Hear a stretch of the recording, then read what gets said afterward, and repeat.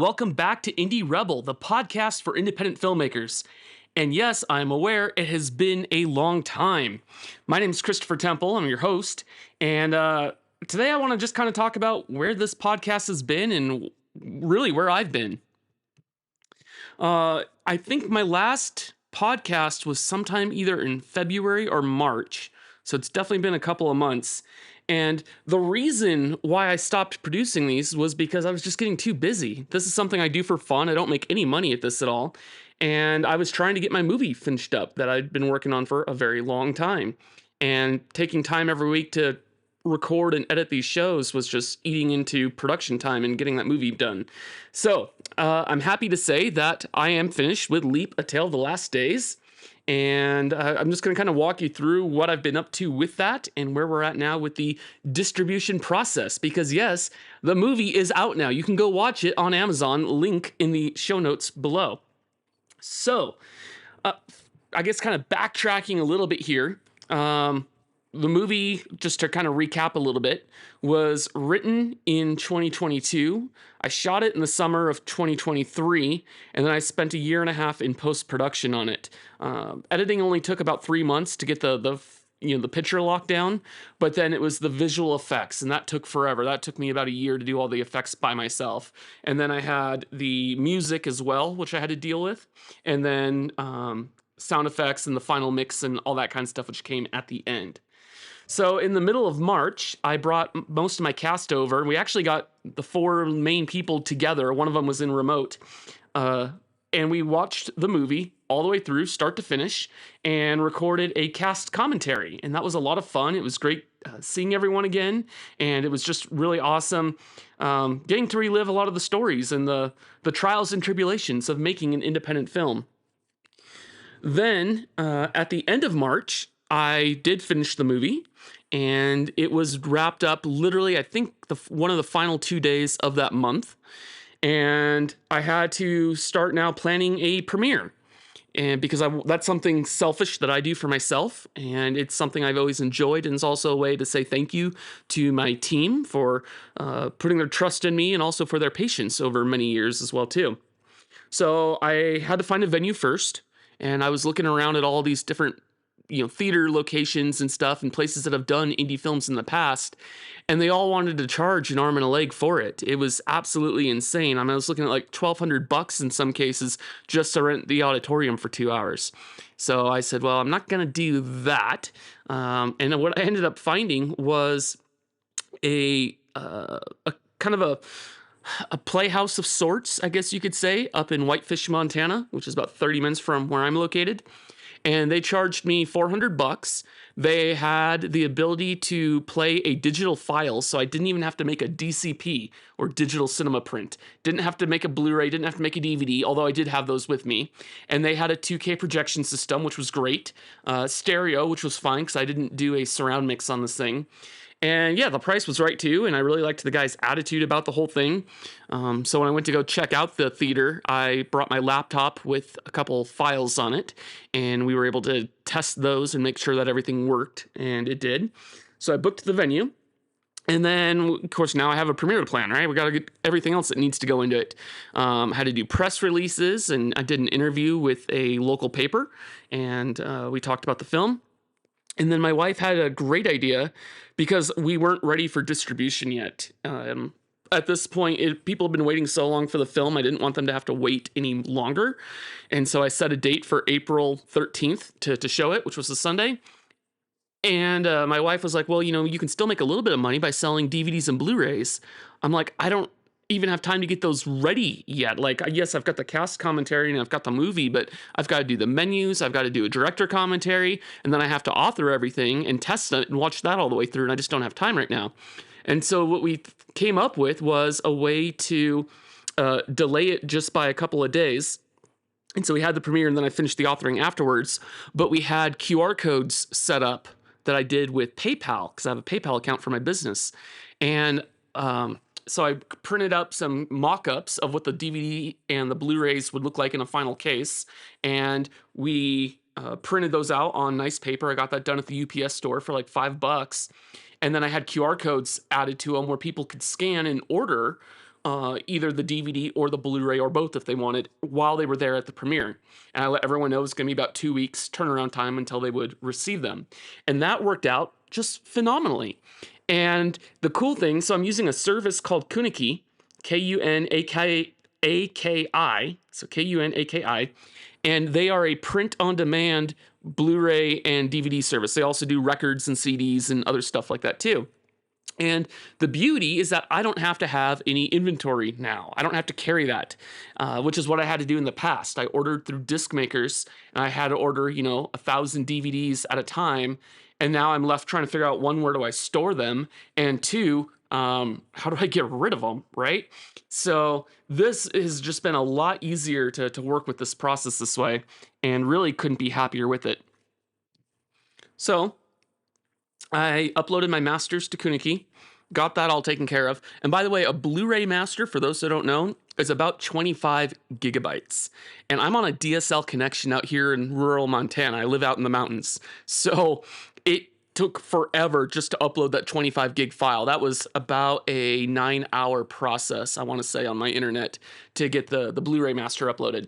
DVD was a lot better. That only took about 3 or 4 hours because that was 4.7 gigabytes. Actually, I think that one took 2 to 3 hours for the DVD. So that was a lot faster. But they're a great service. Highly recommend them.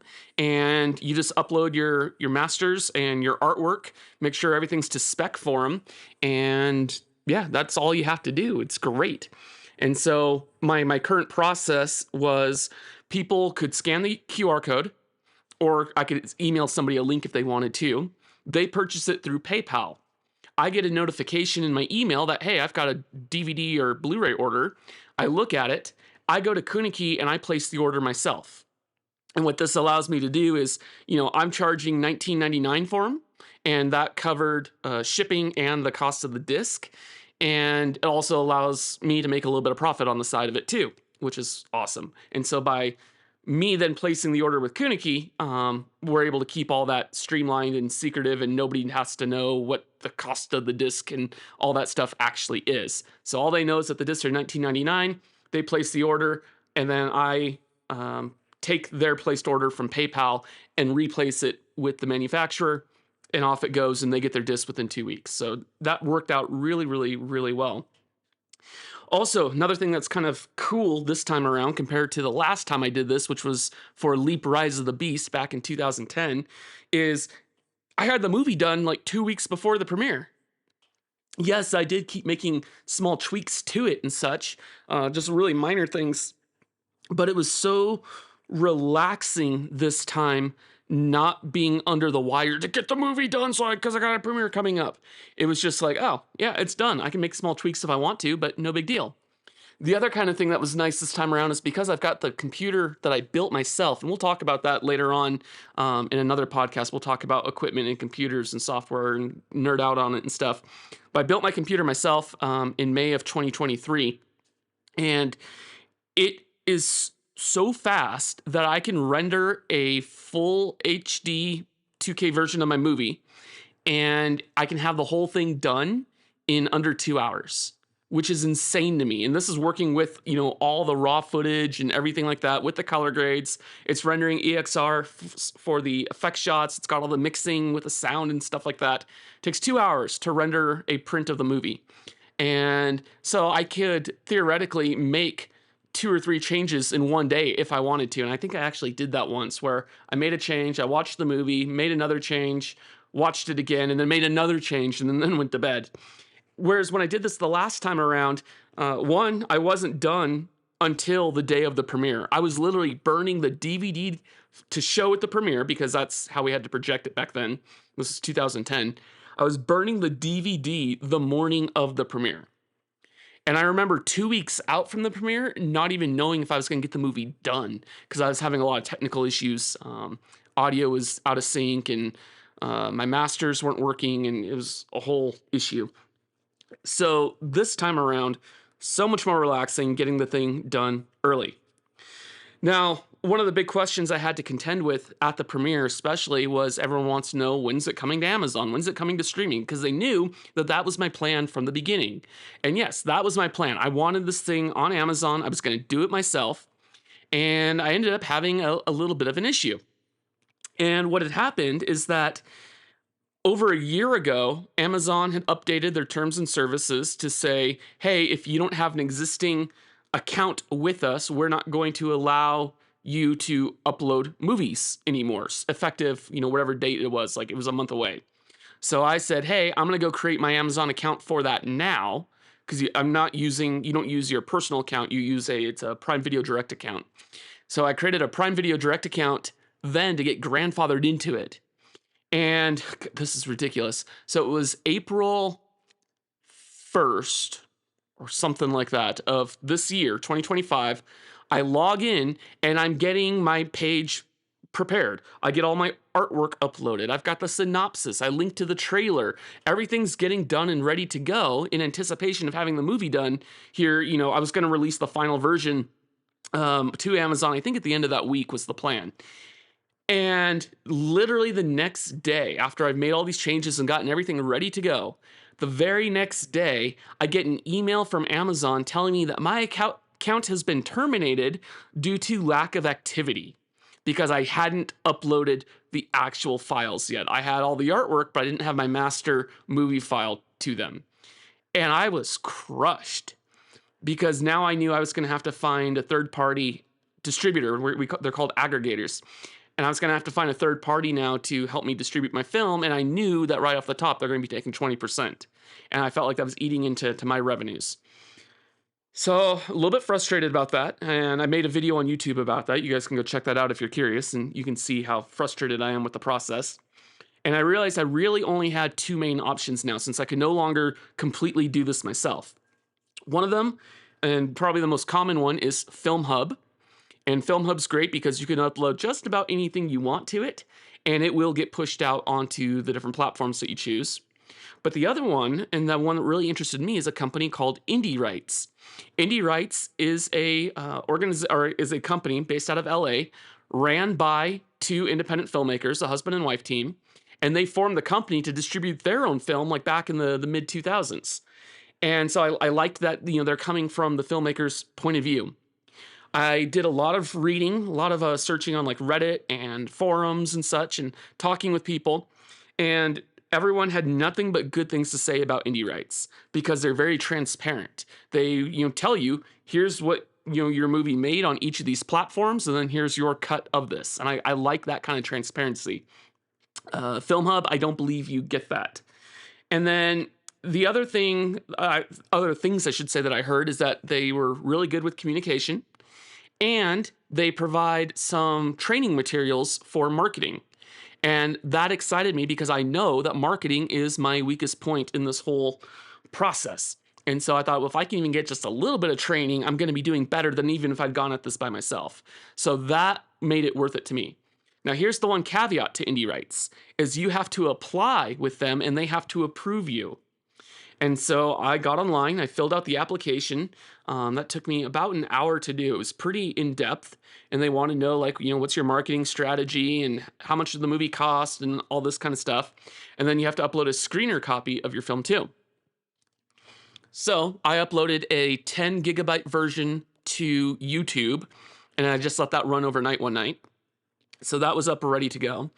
And I submitted the application, and it was actually the next day that I got an email from their acquisitions department saying that they wanted to work with me. And so I was super ecstatic that I got my first choice, technically my second choice, but my first choice of the going with the distributor kind of a thing. And so that was nice. And they sent me the contract. I looked it over. I had my dad look it over. My dad was former military, and so I trust his judgment with stuff.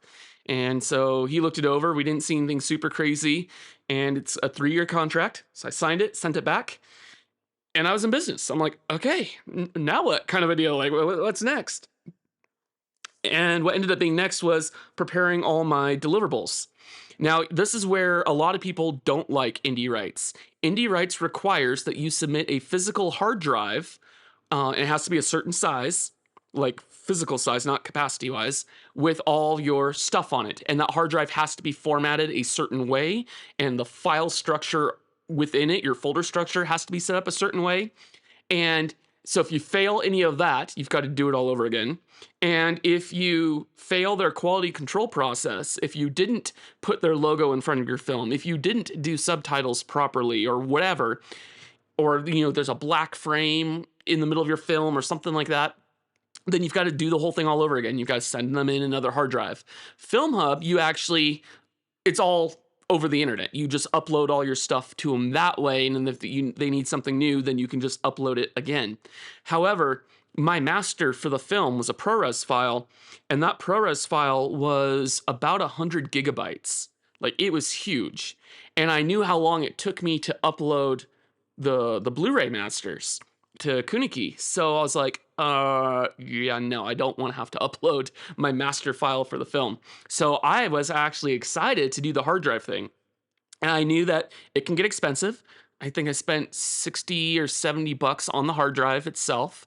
And yeah, I got everything set up, and I'm just checking and double checking. So when I signed my contract, they sent me a Google slideshow with all the information I need to know about deliverables and stuff. And so I just went through it line by line and made sure that everything on the hard drive was exactly to spec. And, I had toyed with having DaVinci auto caption my film, but then I knew I would have to go in and maybe adjust some captions or just the spellings and stuff like that. And so I opted to use a service that Indie Rights recommends called rev.com, rev.com. And for about 175 bucks, you upload a YouTube version of your film. So I used the screener copy that I had for that. And they will have somebody go through and caption your film for you by hand. And I think the turnaround time for me was about 2 days. And then I had them in hand, only to realize that I'd forgotten that I needed to have my Indie Rights logo at the beginning of the film, because they're, the distributor that I've partnered with. Well, the version that went to captions didn't have that logo. And so all my captions were going to be off by about 7 seconds. And that's not good. I knew I'd fail quality control. So I'm kind of freaking out, thinking I'm going to have to upload a new screener copy with that logo in place. And I'm going to have to pay another $175 to get this done again. Fortunately, what happened is when I went to go download the captions from the faulty version, there was an option there to offset your timings. And so I was actually able to delay them by the 7 or so seconds that I needed. And now everything lined up perfectly. And so I'm like, yes, this is awesome. Very, very excited about that. Other things that are kind of interesting about this whole distribution process as I'm starting to navigate this is I realized that I would not have been able to do this with where I was at in my life when I did the last film. So let's say all this new technology and self-distribution was around in 2010. I would not have been able to do it. I couldn't afford it. I didn't have the money for an extra hard drive. I didn't have the money to get captions made. And I had a Windows computer. I could not create a ProRes file, which is what Indie Rights requires for their masters. And so it was really nice now running my own production company and being able to be like, oh, well, I can just have my production company eat the cost of this, and it's fine. And I get it all done that way. And so it was kind of like, it was neat, and even just getting accepted by Indie Rights and looking at their whole catalog of films. And I'm like, wow, these are all my peers now. These are people that have actually gone out and done exactly what I've done. They've made a movie. They've made feature-length films. This is my new peer group. It's no longer, just me being the only one of my friends that's done it. I'm like, hey, I actually have some other people now I can talk about with this stuff. And it's very exciting, and it's neat kind of taking this next step in this new phase. I want to touch back on the ProRes master file real quick. This movie literally could not have physically been done any sooner than it ended up being, because my editing computer is Windows. And so in order to create a ProRes master on that, I would have had to probably export it as maybe an image sequence or something, just some other file format, render the entire movie that way, and then convert that to ProRes. And so then you're actually losing a generation. It's not as high quality. But with DaVinci Resolve 19.4 19.4.1 or 19.1.4. I can't remember what the order is, but the most recent version of Resolve 19. They got 20 out now. But starting with that last version of 19, you could do ProRes exports on Windows computers. And that came out literally like 3 weeks before I needed to be able to do this. So the timing was just totally perfect and really cool to just see how that all played out and knowing like, wow, I can actually do this now. This is super cool. So I get all this sent out at the beginning of May. By the way, my birthday was May 1st. I turned 40 now. So yay, I'm midlife. And I decided my midlife crisis is I'm going to buy a boat. Haven't decided what or when yet, but that's my crisis. I'm doing that. So I get this all sent out to Indie Rights. I'm tracking it and it arrives in LA. So that's good. But I'm not hearing anything from them. I'm like, man, why haven't they gotten back to me? Even just let me know that they've received it and stuff. And then I realized, because I started following Indie Rights on Instagram, that the Cannes Film Festival was going on in France. And they go to that every year to try to sell some of their existing catalog of films to larger distributors where you can actually get a buyout, kind of a thing where they'll pick up, it's called a negative pickup deal. They basically buy your film as is, and you can make, sometimes $100,000 to even millions of dollars on it, depending if you get a bidding war going. So I was like, okay, that's cool to know that they're doing that, but it also means that as long as this festival's going on, I'm not going to hear anything from them. And sure enough, I didn't. So festival ends near the end of May, and so I waited about a week because I didn't want to be nosy and pestering them. I also figured they would probably have another backlog of movies that they're trying to sift through and get out for distribution. And so then I did email them. I said, hey, just want to make sure you guys received my hard drive. Let me know if you need anything else from me. I got an email back from the CEO herself, Linda Nelson, saying, yep, we've got it. Great job on your deliverables. We'll be in touch shortly. Cool. About a week later, I get a marketing training slide deck, and it's got a whole lot of good stuff in there. It's confidential. I can't share what's in it, but a lot of really good stuff and things I hadn't even thought about before, so that was cool. And along with that is a note saying, hey, your movie's going to be on Amazon, and we're also going with Google Movies or YouTube Movies and Google Play. And Tubi will follow, in the near future. We'll let you know when it's live on Amazon. And they said it could take 2 to 6 weeks for Amazon to go live. I ended up just a few days later getting another email saying, hey, your movie's live. Congratulations. Go market the thing.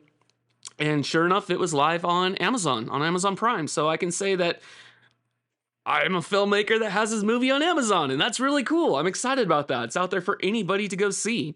And you'll find the link to it in the show notes below. So that is where we're at with everything right now. And this just all happened in the last week with it going live. So it's a little frustrating that I don't have access to the metrics and the viewing statistics and things like that. I will get quarterly reports from Indie Rights as they get the data from Amazon. And so I have to wait basically 3 months to find out what's going on and how my movie's doing and try to figure out what I can do better with it to better market the thing. So that is the one caveat to all this. Yes, I technically have a distributor and whose logo I had to put at the beginning of my film. However, the marketing is all on me. And they do some marketing. They've shared it on their Instagram and their Facebook, and they're going to take it to Cannes film market next year and try to sell it and stuff that way. But in the meantime, it's all on me. And that would have been the same case before, too, had I gotten my way and been able to distribute on Amazon by myself. But what's cool now being with Indie Rights is I am going to get it on Tubi. It's going to be on YouTube Movies. Eventually, it'll be free on YouTube, on the Indie Rights YouTube channel, at least for a period of 3 years, unless I decide to renew with them. And I'm actually going to do that because they've got way more subscribers than I do, and their movies seem to be getting more views sooner than what I did on my own with Leap Rise of the Beast. And so I'm going to let them market it on their channel, or push it out to their channel when the time comes to have it out for free. And I'm not going to tell you when that is yet, but I do have the date saved on my phone, so I'll be marketing it and pushing it out when it is available for free. It's not for a while, I can tell you that right now. We definitely want to try to push it through these other channels first and make a little bit more money off it, because you don't make a whole lot of money off of AdSense with YouTube. So that's what's up. What's next for Mr. Christopher Temple, L director, the Indie Rebel? Well, I've been working on my new script, which is definitely a thriller about Ouija boards. And I've had to change the name. Originally, I was going to call it The Devil's Game. But then I found out that there is a movie coming out in October, another indie film called Devil's Game.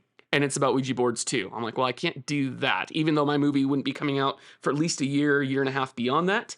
I don't want to step on their toes, you know? So instead, I'm changing it to currently Satan's Snare. And I think that's got a nice little ring to it. And then I've also gotten back into doing tutorials on YouTube. I really had missed doing that. I was so bogged down with trying to get the movie done that I hadn't done any tutorials in a while. So for those that don't know, I run a YouTube channel called Chris Temple, and my show is called Indie Rebel, Hollywood Effects Without the Hollywood Budget. And that's what it's about doing. It's like, how do you get Hollywood level effects when you don't have Hollywood level money? Can you do it for free or no cost? And that's what I teach people how to do. So a lot of it is using Fusion from Blackmagic Design, either Fusion Studio or the Fusion page inside of DaVinci Resolve. And so I've got 2 tutorials I've just released for that, where I recreated videocopilot.net classics, like the train explosion. And then I've also got out, I did this one a couple years ago, but I did like the Iron Man subsurface skin face thing. And then I did one on projection mapping and showing I can take a 2D image and make it into a 3D and pan around it and stuff. And then I've got another one I'm working on right now that hopefully will be out next week sometime. So be looking for that too. So thank you so much for listening. My name's Christopher Temple, and this has been Indie Rebel, the podcast for independent filmmakers.